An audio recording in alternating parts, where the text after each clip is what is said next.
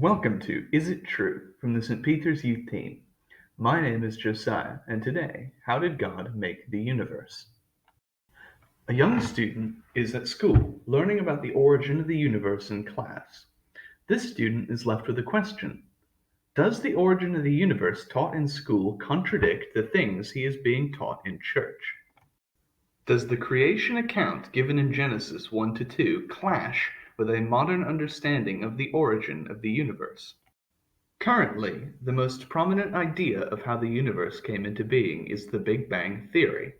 Phys.org says, in short, the Big Bang hypothesis states that all current and past matter in the universe came into existence at the same time, roughly 13.8 billion years ago. At this time, all matter was compacted into a very small ball with infinite density and intense heat, called a singularity. When asking this question, we have sort of started off on the wrong foot. We need to keep in mind that Genesis is not written as a book on the mechanics of creation. No, we see that Genesis is not concerned with physics or biology or astronomy. Genesis' primary concern is theology, to tell us who God is, who we are, and how we should view our world. God is creator, with mankind under him as stewards and his image bearers. So instead, let's compare like to like. Let's compare alternative creation accounts with Genesis. First, one from ancient Egypt. Nu was the name of the dark, swirling chaos before the beginning of time. Out of these waters rose Atum. He created himself using his thoughts and the sheer force of his will. Now, one from China. In the beginning, there was an enormous egg containing chaos.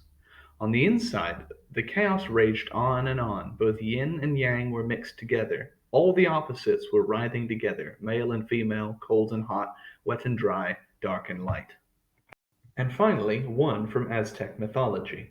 Before the earth had formed, there was Kotliku, the Earth Mother.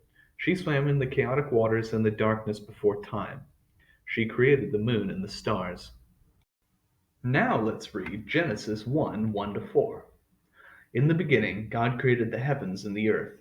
The earth was without form and void, and darkness was over the face of the deep, and the Spirit of God was hovering over the face of the waters.